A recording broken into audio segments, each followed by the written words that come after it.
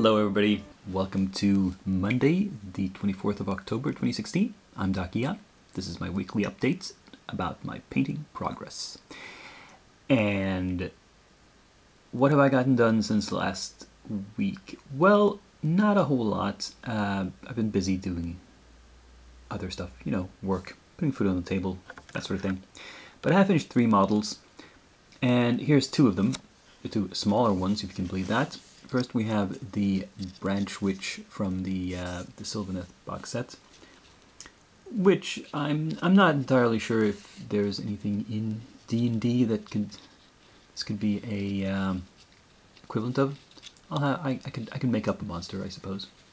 I'm thinking of maybe adding a bit more gloss to the scythe here to make this look a bit more sharp.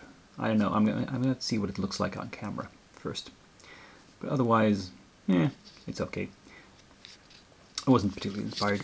And here's the Vulture Demon from Reaper Miniatures, which I've painted rather dark colors, but I wanted this to be a little bit shiny.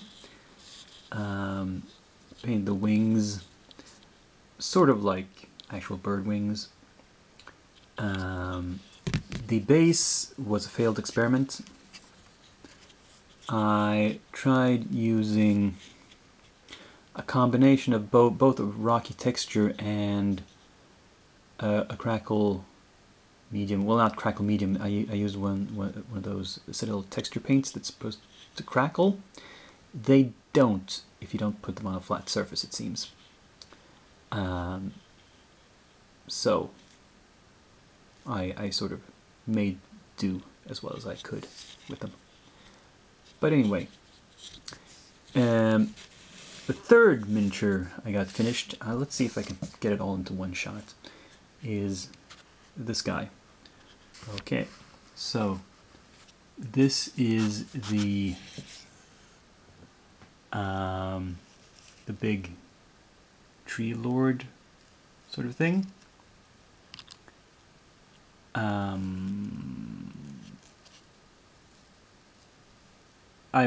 As you can see, I haven't painted him exactly as on the box art, and you know, it's not as a detailed a paint job. I didn't feel I had the time to spend to make it look as nice as all that. It's not a display piece, it's going to be used for gaming. But overall, I think it's okay. I think the players are going to be very surprised when I put it on the table and let them fight it out with this thing. Oh, and by the way, that was supposed to go down yesterday, which is why I rushed this model a little bit. And then a player cancelled, and we had to postpone the gaming session for another week. Oh well. But at least it's done. And here you can see everything that's on my painting table at the moment. This is everything which is prepped and started in various stages of painting. And so I've got quite a lot of work cut out for me here. Interesting things to point out, perhaps. You can see what a model is like in the early stages, because what have I done on these witches? Well, I've done the groundwork, the bases, and I've started on everything that needs to be dry brushed. So for example, the skulls, the wooden sign here, and the hair is base coated. It's perhaps most obvious, and this also fur shoulder trim on the cape. That's not her hair. Her hair is what's hanging down in front here, the gray stuff. And this is obviously the hair. This is just simply base coated so far. The skulls are a bit more work done on them. They're lacking just the final highlights of just a spot of white here and there. But I'm going to save that until the very end. Now for the spooky Santas, see, I've also base coated everything that needs to be, well, some of the metallics are done as well, like this bell. But here you can see a sort of combination of beige and gray, because there's going to be a typical Santa suit. You've got a white beard and you got white trim on the red clothing, but I wanted them to be different whites. So I'm going to make the beards a grayish white and the fur trim a more beige white. So I put different base colors on them for that reason. And just kind of started a few other things like the gravestone here. Now, in the back rank, there's not much to say here. I would like to mention this model, the GW Banshee, because I kind of messed up the assembly of it. I don't know if you've ever assembled one of these, but let's see if I still have the instructions. Yes, they're around here somewhere. Okay, so if you follow the numbering scheme, take the body, you add the head first, and then you add these side pieces, and then the hair after, number 5. And when I added the head, I found that I wanted to add the hair at the same time in order to find the proper position for the head. It was really difficult to line it otherwise, but that bit me in the ass afterwards, because when I added this right body piece, you can see there's hair attached to that as well. And on the model, you can't really tell the difference, but that piece goes under the big hair piece. And because I attached the big hair piece first, there wasn't room. It was really difficult to fit. So what I wound up doing was that on that right body side with a little bit of hair attached, I trimmed away quite a lot of the hair to make it fit. And I mean, you can't really tell because there's still a whole mess of hair there. But still, that was, I'm not sure how I could have done it otherwise, because the risk of assembling it according to the instructions, as I said, was that the head, because there was not a clear attachment point for the head, it was a little vague. The head might have turned out misaligned, and then the big hair piece on top might have looked wonky, and I might have had to modify and cut that instead. So, a tricky kit, but I think I managed to get it all together. Nothing else here was difficult. There's the usual issue with these GW plastic kits that you have to sort of hide the seams, and for example here on his hump, I hope you can't really tell, but there's a seam down the middle of it because it's two halves that are attached. You can sort of tell further down if I angle it like that towards the light, then you can see the seam on the lower part of his back. But if you're looking at it from another direction, it kind of disappears. So yeah, I'm okay with that. It's good enough. And sort of the same thing on the back of his cloak here. I think I managed to hide that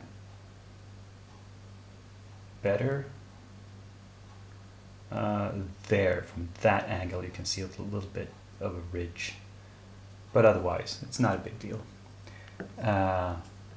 On here there wasn't a ridge per se, but there's a slight gap between the two body halves that I've filled.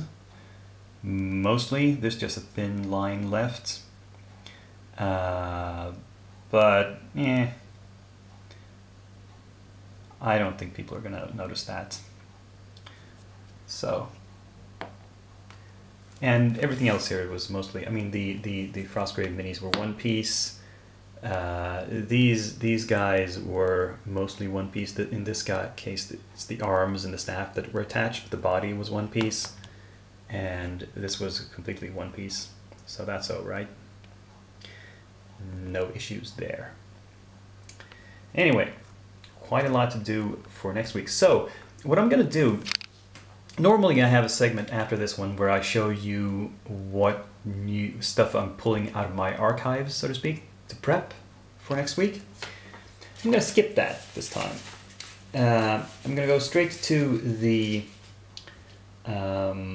numbers. And after that, I'll have the new arrivals section, and that will this week include a kit that I am going to prep for next week. So I'm going to like sort of combine two segments. Be right back with that.